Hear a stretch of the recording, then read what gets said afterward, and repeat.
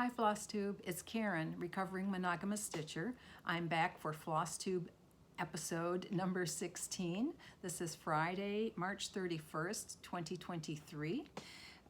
Welcome to all of my returning subscribers. So happy to have you back. And if you're new, you're very welcome here. I always hope you'll find something that you like and will let me know with comments and a like on the video, and subscribe if you're so inclined. That would be wonderful. If you heard a shout out from someone, I'd love to know who, so I can thank them, and or if it just came up randomly on your feed, I'd love to know how you found my channel. That would be wonderful. Okay, I'm going to start off with a new segment called What I Didn't Say Last Time, but this is what I didn't show last time. I'm stealing that idea directly from Lauren. I am a stitch nerd. She's so funny. She had that episode, she said a new segment to her video a couple videos ago. So I showed you my finished springtime stitching and completely forgot to show you the ornaments that were hanging on my tree for all seasons. It was practically in front of my face and I didn't even think.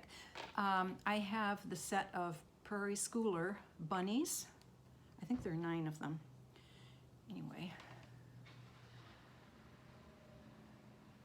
And I did a simple finish on them. I believe this is called, this cording is called rat tail. It's smooth and black, and I cut felt on the back. I used my pinking rotary cutter to cut it out and give it a little ruffled shape.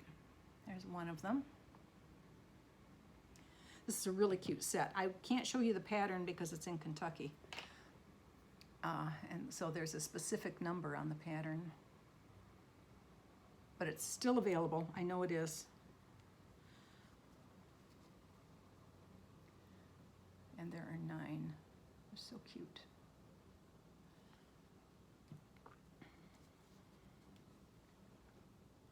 Prairie Schooler just has a look about it. I like the color block look of Prairie Schooler. They're cute.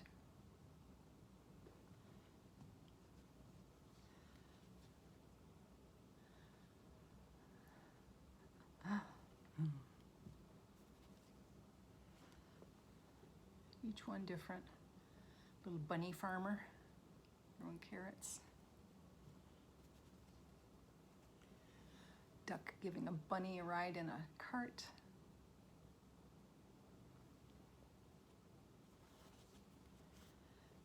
And bunny with a backpack pulling a chick. So that's Prairie Schooler bunnies. It's a set of 9 ornaments. So cute. Okay, that's what I forgot to show you last time. So I'm all caught up on what I needed to show you.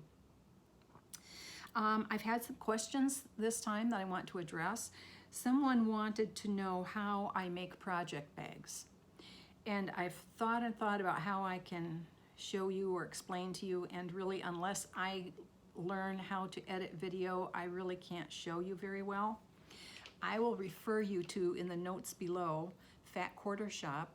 The first project bags I made, I used Kimberly's tutorial.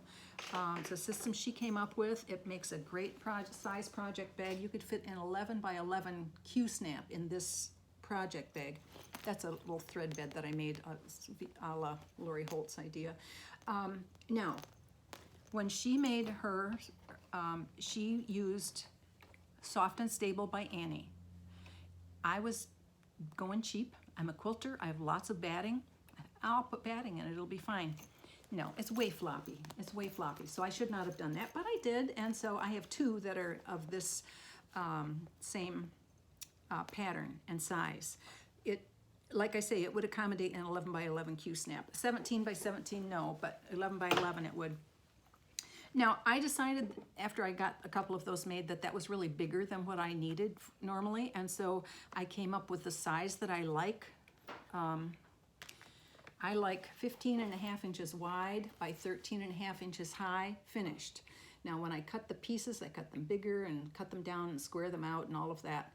So if I learn how to edit video, I'd be happy to show you the procedure, because there's specific things I like in my project bags. I do not like any unfinished fabric edges that have any threads hanging. So I have a way that this is all entirely finished. The raw edges are all enclosed. When you put your hand down through, you're not catching on the edge of the vinyl because that's completely enclosed in this zipper portion of the project. So forgive me if I really can't show you how I make it, but there are lots of tutorials out there. The first one I recommend is Fat Quarter Shop, and I will put in the notes below. I did a search just this morning and it's still there. How to make a project bag with the vinyl and zipper is what I searched, and it came right up, the first one. On YouTube, there are lots of people who have specific ways they make project bags to their liking. Elizabeth Ann Could Stitch has tutorial. In fact, I think she has one for with vinyl and one that's a not vinyl. Vanna Pfeiffer has a tutorial for making project bags. Hers are not vinyl, but not everyone even likes vinyl. I like the vinyl. That's my preference because I want to see what project I have in my bag. I've never had a problem with using the vinyl, and some people have had problems, so you know, do what you like and the way you like. But until I learn how to edit a video and can show you what I do to finish the bag the way I like, then go search out on YouTube. There are lots of how-to videos out there, so we'll let it go with that at this point in time. I was also asked how I attach rickrack, and the pillows I showed last time from Brenda Gervais' Jelly Bean Jubilee each had rickrack on them, and there are two different ways I did it. So this way was sewn down around the edge, and I'll show you how I did that, and then this way the rickrack was sewn in the seam. So let me see if I can show you. I've thought about how can I demonstrate this. And I've got a skewer here. I'm going to show you. So when I lay my rickrack down along the seam, I match my thread color to the rickrack, and I bury my knot, and I come up in at the hill, the high point. Take a bite out of the rickrack, go back down in, and come on the other side and go to the high point on the other side. Take a bite out of the rickrack, then go underneath and take a bite out of the rickrack, and that's what I do all the way around. And when I finish at the bottom, I try to overlap it so I don't have the raw edge sticking out. And if it looks like it's going to get fuzzy, I put a couple drops of fray check on it so it doesn't get messy. And that's how I do my rickrack. I don't know that it's anything special or even the proper way, but that's the way I do it. It works out pretty well for me. Now, when I'm doing it, like on this one, it was big enough that I could make, okay, let me show you. Do you see how this ends with like the hill sticking up, and this ends with the hill sticking up? That makes a nice even finish, nice symmetrical. This one ends with the hill sticking up, this ends with the hill sticking up coming this way. And Vanna had emphasized that in one of her tutorials. I don't remember which one, but she likes, and of course she's very fussy about the details, correctly, she's a professional. And so when I have a pillow that it will work out and they can all end the way I want them to end and they fit, I'll do it this way. And if it won't, I do it the other way. So what I do is I lay my rickrack down, and I know I'm going to be making a 1/4 inch seam, and I make sure that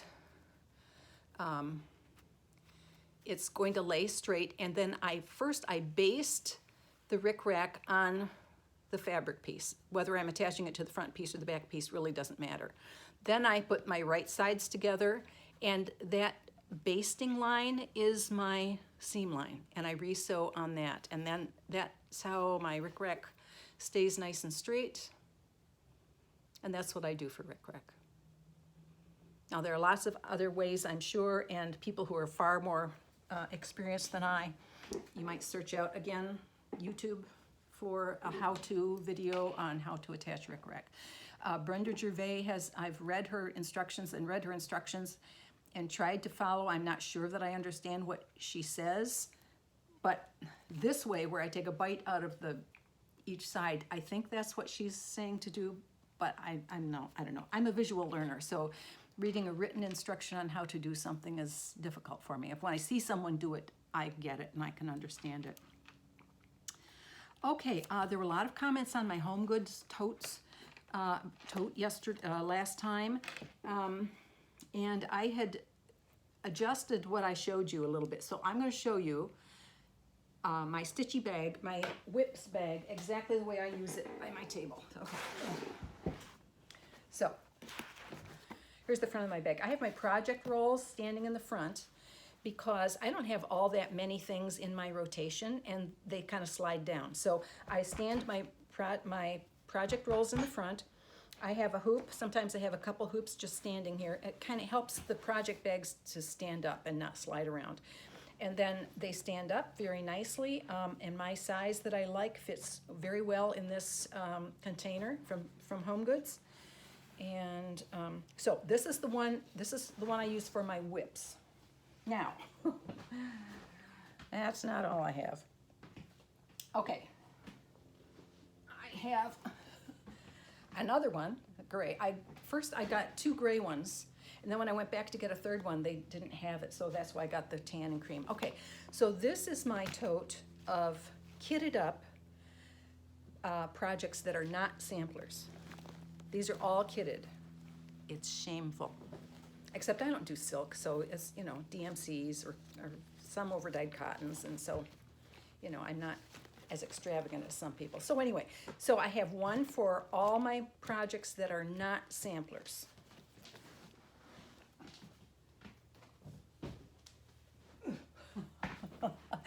And number 3, this one is all my projects kitted up that are samplers, but I've not started them. There's not one stitch taken in them yet, but they are all kitted up. Every single one of them wonderful. I want them all done. So that's how I use these totes, and I like them because they're attractive.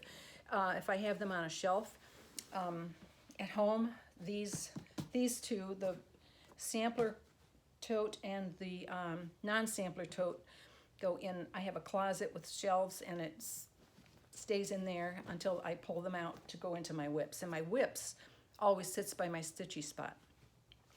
So I like that it looks nice because it's in the family room, and I don't want to be embarrassed if somebody comes by and I have my Stitchy stuff all out. So, whew, those are the Home Goods totes.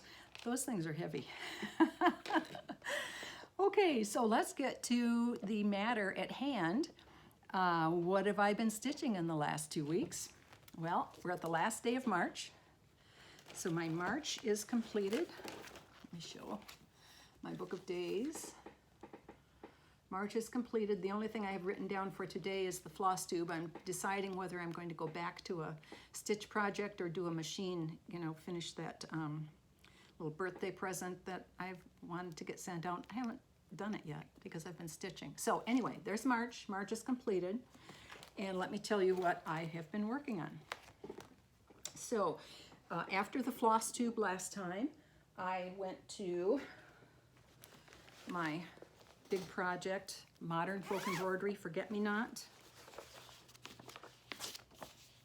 This is the project that's going to be mounted on the wooden box. And I'm going to have initials and birth years of 6 generations of the maternal line in my family. Okay, guys.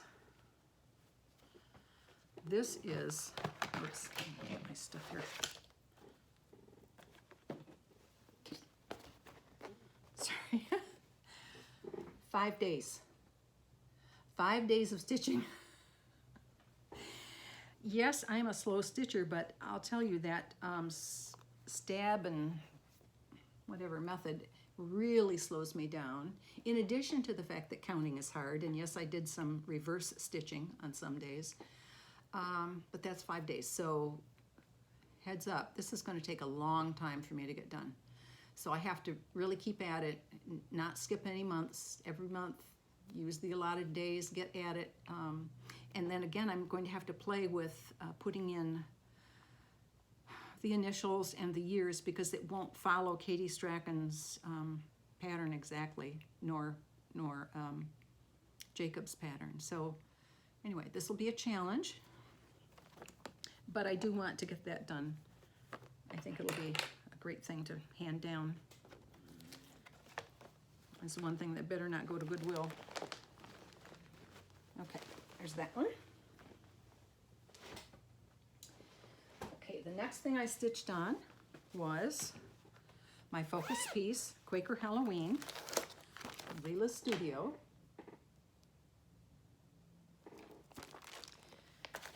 And again, this is my focus piece. So in my plan, my focus piece is always my oldest whip, and I give it 7 days every month, and it stays my focus until it is done. Let me see if I can clip this so it's, sorry. If I don't do this, it just falls. Okay. Okay, I really got quite a bit done. I did not go back and do the spider web yet. I did correct all the spiders, and I showed you last time I had corrected across the Happy Halloween. Then I got the ghost done, finished this, the skeletons, these little motifs, this half motif. That was quite a lot of stitching. And I got down to the bottom and have gone across this far. So I'm really getting there. 7 days can really give you quite a chunk of your project, and I like seeing that progress because this one was going so slowly. It was my dark 13 stitch, so I stitched on it on the 13th and 31st. Not every month has a 31st, so it was 1 day a month. It was just taking forever, but it finally became my focus, so it now gets attention. Okay, that's Quaker Halloween. Okay, the next one I stitched was Jane Hopkins. Lovely Jane. We love Jane. Okay. Let me get her clipped here again. See, I need a Brenda. Brenda, did you hire yourself out? Not that I think you watch me, but I need somebody. Okay. Okay, come on, clip. Okay. Okay, Jane Hopkins. I have finished the vase, and I've started the one of these big leaves that's going to come down here, and then get over here. I'll get over there and do that. Now, one of my subscribers, my loyal subscribers, Barbara, last time, said in looking at this, she said, those trees are not symmetrical. Is that how it's supposed to be? I about had a heart attack. You'll recall the previous video I had gone through how I made corrections and got this all fixed and got back on track, and I thought, oh no, what have I done now? And I looked, and sure enough, these are not symmetrical. This is a taller trunk than this trunk. Oh no, I've really ruined it. But I didn't. That's how Jean did it. Where'd my book go? That's how she did it. It's that way in the pattern. This one is taller than this one. She must have had to do that to make it fit under the baskets or whatever. But oh my gosh, I about had a heart attack. But thank you, Barbara, for pointing that out, because had I gone on and discovered later, I would have just been devastated. So I appreciate those comments. Always look for my mistakes. Remember, someone found that on Rosa Sugars, I had missed a leaf or something. Eagle eye, I love that, because suddenly it would have occurred to me at some point that something was wrong, and I would have just been very upset with me. Oh, I had a question. I have a question about those of you on your floss tubes who have said, I don't like to stitch on old weeks. I don't know what that means. But this fabric is Weeks fabric. And it's very thin. Like, I mean, you can really see. And what I mean by thin is those threads are very skinny. So the holes are, you can find the holes, but the threads are very skinny and it's so see-through. Is that what you mean by old weeks? So is this old weeks? Because I have weeks, my red deer is being stitched on weeks, and it's not thin like this at all. you know, has a nice body to it. And so I would like to know so that I know what to avoid another time. So if you have said that and can tell me what Old Weeks is, please let me know. Okay, next I went to my red sampler, Maria Vincenza Larrichia by Hands Across the Sea. And I'm stitching this on 56 count linen, first time ever for me, using that John James beading needle, which I don't think is blunt point at all, but anyway, that's what it says on the package. And I got quite a bit done on this too. I got another bird and a bunny. I got these two birds and whatever it is they're holding between them. I have no idea what that is. I've been thinking and thinking, what is that thing? And I got this entire pot done. So I got quite a bit done on that. So this got its full 3 days in March. So I like seeing the progress because this one is huge. It is huge. That's why I chose 56 count, because I want to have some hope of being able to afford to frame it. Okay. Okay, that's Maria Larrichia. Is that it? Okay, no. And then, yesterday, I had a day for red deer. And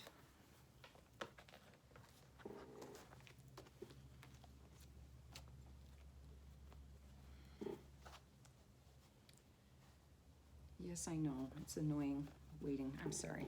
I'm sorry.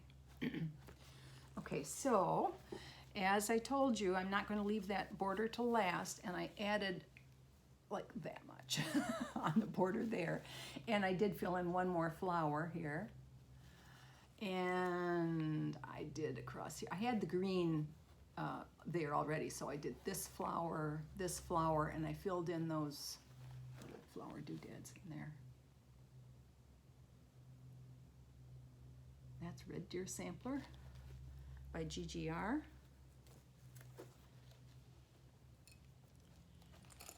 Okay, that was my stitching this 2 weeks. I got to everything I was supposed to get to. That feels good.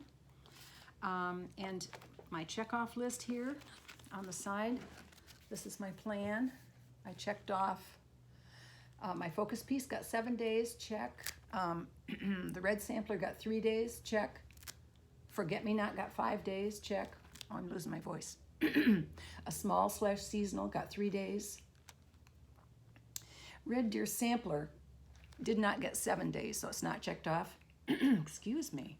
And Jane Hopkins got her 7 days. Now, she was supposed to get the first 7 days of the month, and that didn't work out, but she got her full 7 days in the month. And tomorrow's the 1st, so I will start back with Jane Hopkins, and the first week, I participate in the Hats first week of the month sale. And that fits perfectly with my plan, so I'm happy to be participating in that sale. So I'll be back on Jane Hopkins for a week, and let's see. Where am I? Let me look at my notes. Did I cover everything I wanted to cover? Okay, haul, I have absolutely zero. There are some things out there that are on their way or still in process or something, but I'm expecting my Fabric of the Month Club. I've made a little Lindy Stitches order today.